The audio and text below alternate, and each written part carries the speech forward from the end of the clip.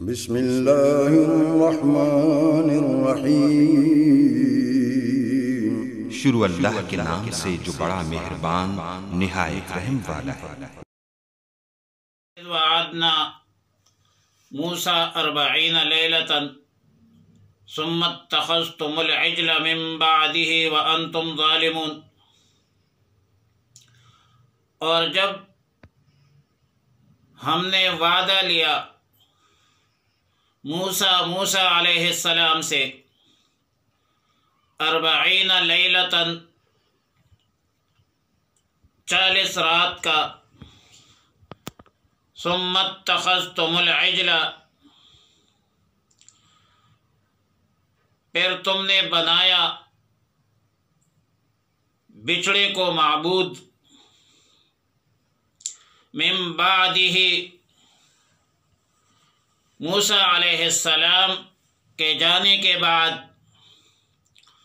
وَأَنْتُمْ ظَالِمُونَ اور اسی حال میں کہ تم ظلم کرنے والے تھے۔ سورہ اعراف آیات نمبر 142 میں ہے، وَوَاعَدْنَا مُوسَىٰ 30 لَيْلَةً وَأَتْمَمْنَاهَا بِعَشْرٍ فَتَمَّ مِيقَاتُ رَبِّهِ۔ اور اسی آیات سورہ بقرہ آیات نمبر 51 میں ہے کہ وَإِذْ وَعَدْنَا مُوسَىٰ 40 لَيْلَةً۔ سورہ اعراف کے آیت میں 30 دن کا وعدہ، اور سورہ بقرہ کے آیت نمبر 51 میں 40 دن کا وعدہ۔ ظاہر متبادر تعارض ہے، لیکن اصل میں حضرت موسیٰ علیہ السلام ذی القعدہ کے مہینے میں کوہ طور بلایا اللہ رب العالمین نے، اور پھر 10 دن ذی الحجہ کا ملا کر چلہ پورا کیا، اور اللہ رب العالمین نے فرمایا فَتَمَّ مِيقَاتُ رَبِّهِ۔ یہاں سے مشائخ کا چلہ اور تبلیغی جماعت کا چلہ بھی ثابت ہوا۔ حضرت الاستاد شیخ الحدیث حضرت مولانا مغفور اللہ دامت برکاتہم العالیہ فرمایا کرتے تھے کہ 40 دنوں میں انقلاب آتا ہے اور 4 مہینوں میں کمال آتا ہے۔ انسانی ساخت ماں کے پیٹ میں ثم من نطفۃ ثم من علقۃ ثم سواک رجلا، 40 دن نطفہ، پھر 40 دن علقہ لوتڑا، اور پھر اس کے بعد 40 دن بعد اور ٹوٹل 4 مہینے بعد انسان کامل بن جاتا ہے۔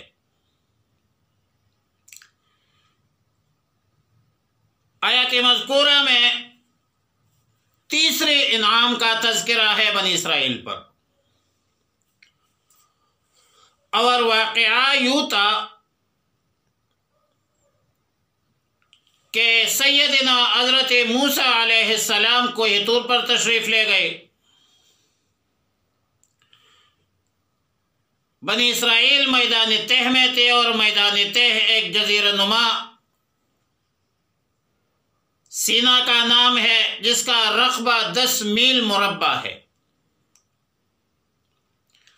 سیدنا حضرت موسیٰ علیہ السلام نے اپنے بھائی ہارون علیہ السلام کو اپنا نائب مقرر کیا، تو سامرے نے سونے کے زیورات اکٹھے کیے، اور ان زیورات کو پگھلا کر ان سے بچڑے کا بت تیار کیا۔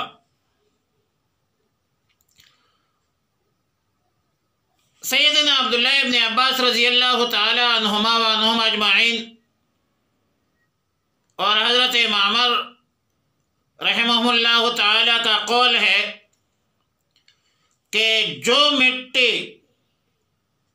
مٹی کی وہ مٹی جو حضرت جبریل امین کے سواری کے پاؤں کی جگہ سے اٹھائی تھی وہ انہوں نے اس میں ڈال دی.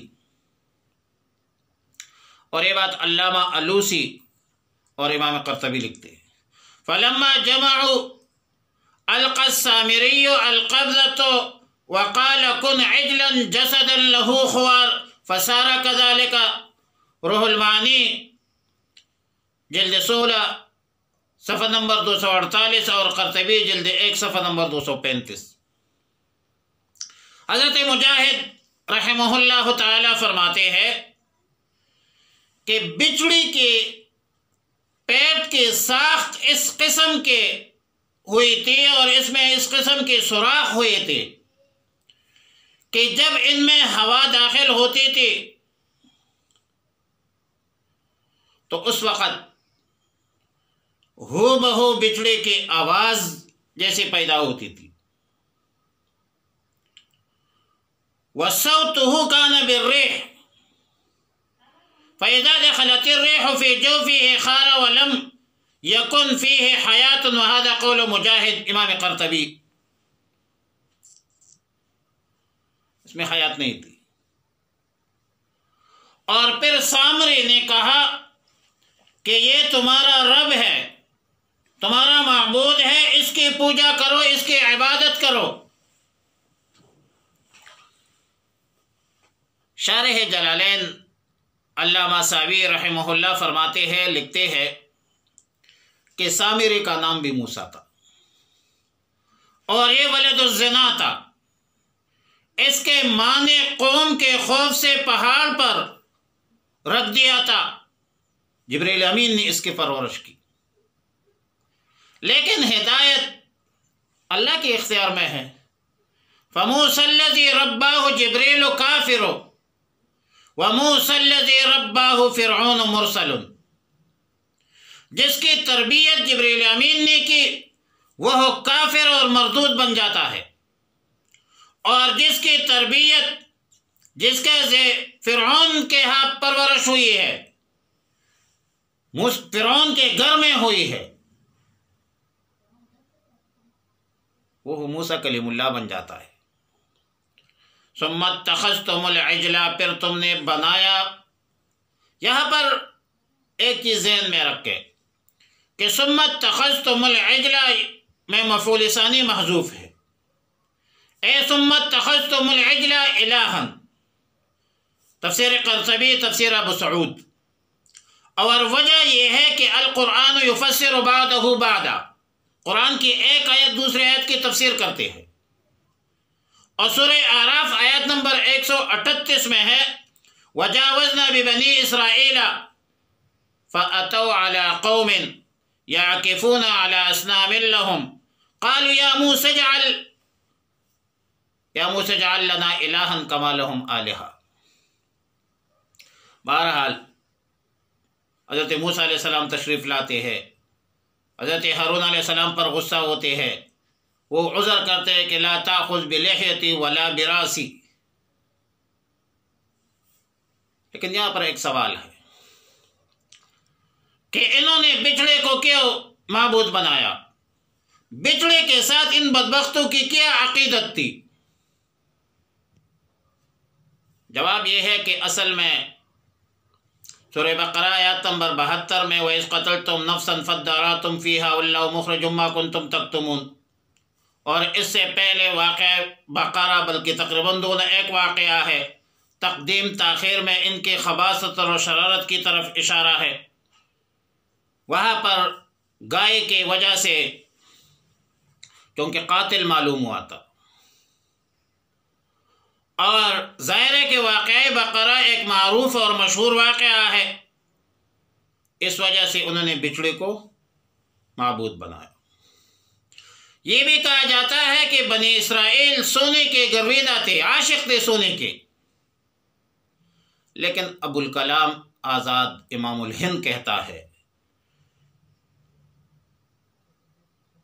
کہ سامرے کے بنائے ہوئے بچڑے میں ایک سرور اور ایک آواز تھی، اور یہ بنی اسرائیل موسیقی کا شوق رکھتے تھے۔ بہرحال آج بھی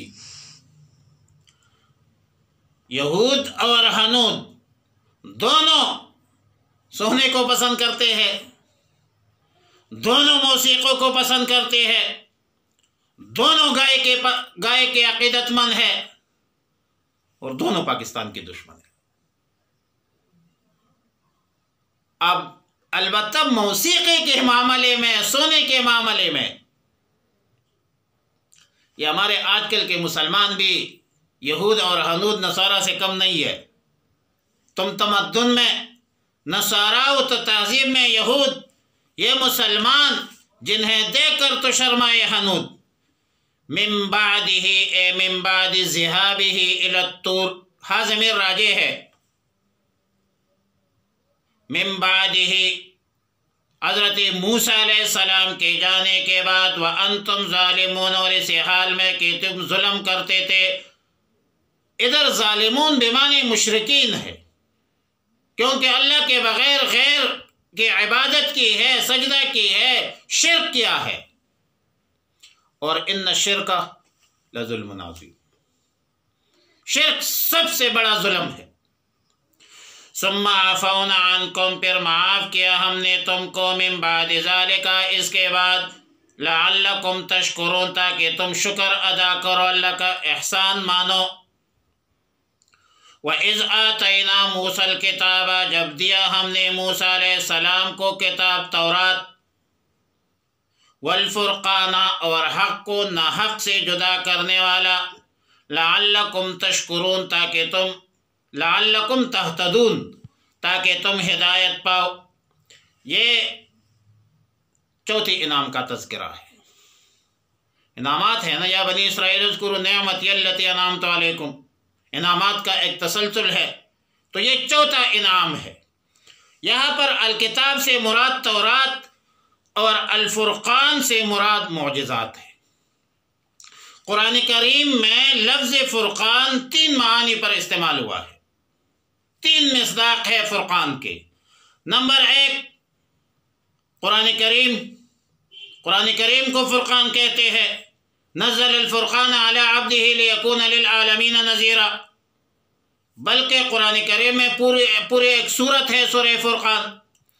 نمبر 2، غزوہ بدر کے لیے بھی قرآن کریم میں سورہ انفال آیات نمبر 29 میں استعمال ہوا ہے فرقان کا لفظ، یجعل لکم فرقانا۔ اور تیسرا مصداق اس کا معجزات ہے۔ معجزات کے لیے بھی فرقان کا لفظ استعمال ہوا ہے، جس طرح کہ آیات مذکورہ میں ہے۔ وَإِذْ قَالَ مُوسَىٰ لِقَوْمِهِ، اور جب کہا موسیٰ علیہ السلام نے اپنے قوم کو، یا قوم، اے میرے قوم، اِنَّكُمْ ظَلَمْتُمْ أَنفُسَكُمْ، تم نے اپنے آپ پر ظلم کیا ہے، بِاتِّخَاذِكُمُ الْعِجْلَ، تم نے بچڑے کو معبود بنایا ہے، فَتُوبُوا إِلَىٰ بَارِئِكُمْ، پس توبہ کرو اپنے خالق کی طرف، إِلَىٰ خالقكم، فَاقْتُلُوا أَنفُسَكُمْ، قتل کرو اپنے آپ کو، ذَلِكُمْ خَيْرٌ لَكُمْ، یہ بہتر ہے تمہارے لیے، عِنْدَ بَارِئِكُمْ، عِنْدَ خالقكم، تمہارے خالق کے نزدیک، إِنَّهُ هُوَ التَّوَّابُ الرَّحِيمُ، بے شک وہی توبہ قبول کرنے والا مہربان ذات ہے۔ یہ 5واں انعام ہے۔ یہاں انفسکم سے مراد اخوانکم ہے، کما قال اللہ تعالی ومن آیاتہ ان خلق لکم من انفسکم ازواجا، من اخوانکم ازواجا، مطلب یہ ہے فاقتلوا انفسکم، کہ ایک دوسرے کو قتل کرو۔ علامہ علوسی فرماتے جنہوں نے بچڑے کی عبادت نہیں کی وہ اس کو قتل کرے جنہوں نے اللہ کے بغیر بچڑے کی پوجا کی ہے، بچڑے کو معبود اور مسجود بنایا ہے۔ روا انہ امر من لم یعبد العجل ان یقتل من عبدہ، روح المعانی جلد 1 صفحہ نمبر 260۔ اور کیفیت کیا تھی؟ کیفیت یہ تھی کہ ارسل علیکم سحابة سوداء لئلا یبصر بعضکم بعضا فیرحمہ۔ اللہ رب العالمین نے ایک کالے بادل بھیج دی تاکہ ایک دوسرے کو دیکھ نہ سکے، ایک دوسرے پر رحم نہ کرے۔ حتی قتل 70,000، 70,000 بندے مر گئے، 70,000۔ لیکن یہ جو قتل تھا ایک دوسرے کو، یہ طہارت تھا عن الشرک سے، وَوُصْلَةٌ إِلَى الْحَيَاةِ الْأَبَدِيَّةِ، یہ پاکی تھی آخرت کے لیے، اور آخرت کے آبدی زندگی، نہ ختم ہونے والے زندگی کے لیے تھی۔ لہذا فَكَانَ ذَلِكَ نِعْمَةٌ فی حق اولئک الباقین، لہذا یہ دیگر بنی اسرائیل کے لیے ایک نعمت بن گئی باقی کے لیے۔